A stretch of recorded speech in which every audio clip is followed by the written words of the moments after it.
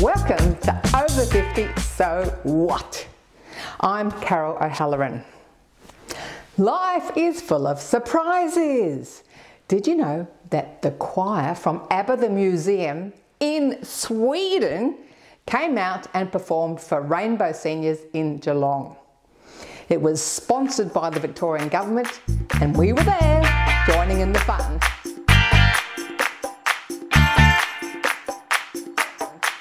A scam is when someone tries to steal your personal information or your money. And this can be through phone, email, text message or social media messaging. Today we're speaking with Katrina Lowe from ACCC Scamwatch. Hi Katrina, thank you so much for coming on the show today to share some really amazingly invaluable information for our listeners. The impersonating an organisation is one thing, but people are also impersonating your friends and your family members, aren't they, in the scams?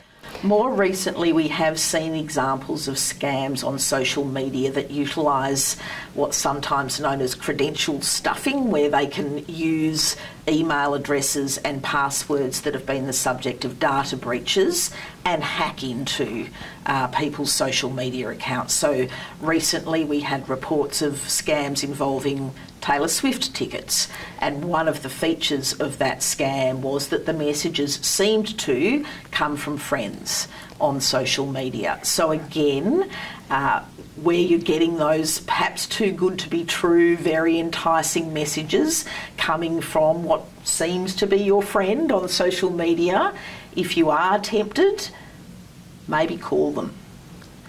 Contact them the old-fashioned way and check that the message you've received on social media is in fact from that person. I've seen there's another one too, that where they're pretending to be a friend or family member, contacting you saying, I've lost my phone, I've changed my phone number, this is my phone number now. Can you tell us about that one? So one of the very significant scams, particularly in 2022, but also in 2023, was what's known as the Hi Mum scam. There are some variants of this now, but basically it's a scam where your child allegedly has lost their phone, perhaps not an implausible scenario for some of us parents, and so they're contacting you on this unknown number saying, hi mum, I've lost my phone, can you transfer me some money, or can you, this is my new details, can you send me money here? And of course it's not your child, it's a scammer on the other end of the line. And what that illustrates is another really important point about scams, and that is they work very hard to get us into what's called a hot state, because they know that when we're stressed or panicked or excited, it overrides some of our usual caution and decision-making processes and can make us more liable to falling for the scam. So if someone's trying to get you to make a decision really quickly or to panic you, that in fact is a trigger to be wary that this is in fact possibly a scam and to be extra cautious. So that's one of the key things to look for, isn't it? Someone's trying to pressure you to do something very quickly.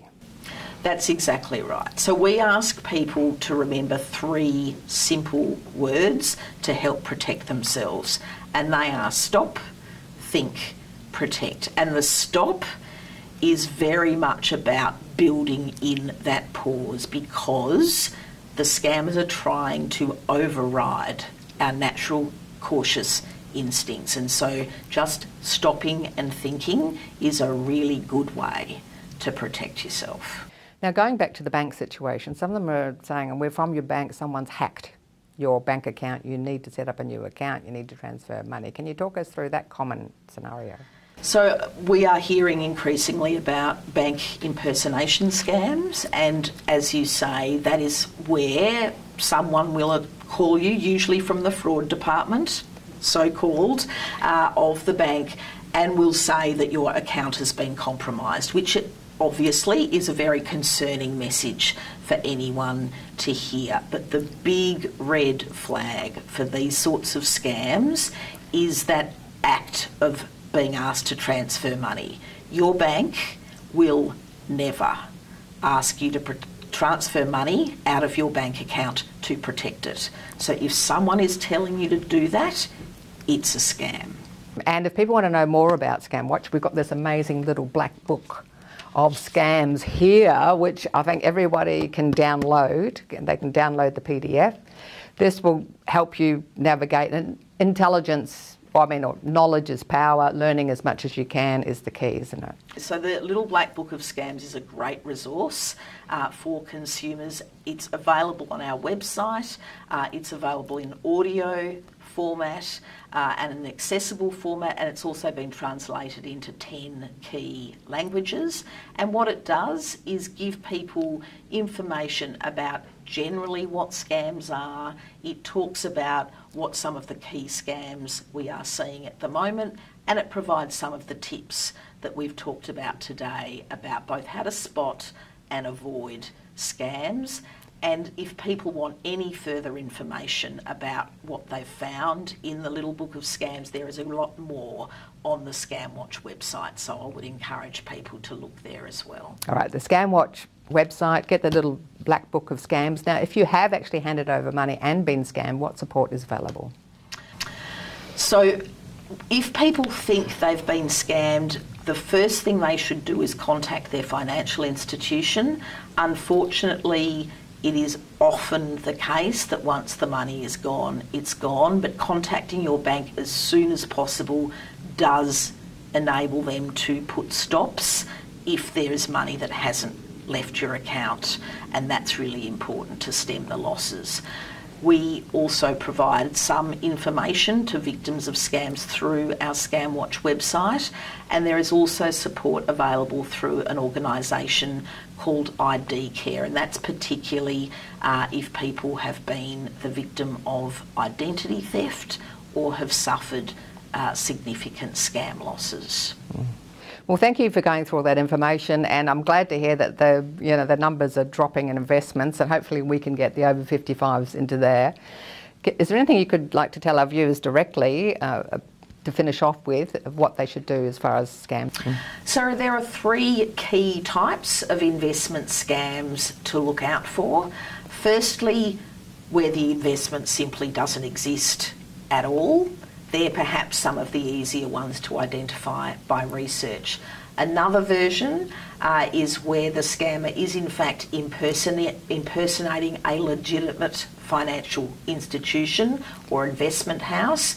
The best advice there is to again separately contact that independent investment house and check that they've in fact heard of the advisor that you're dealing with and the investment that you are discussing. And the final version to look out for is a celebrity endorsement, and we particularly see these on social media where AI or other technology will be used to make it seem like someone you know and trust is endorsing a particular investment opportunity. All too often those ads are fake. So again, the message is do your research and trust your gut. If it sounds too good to be true, it probably is.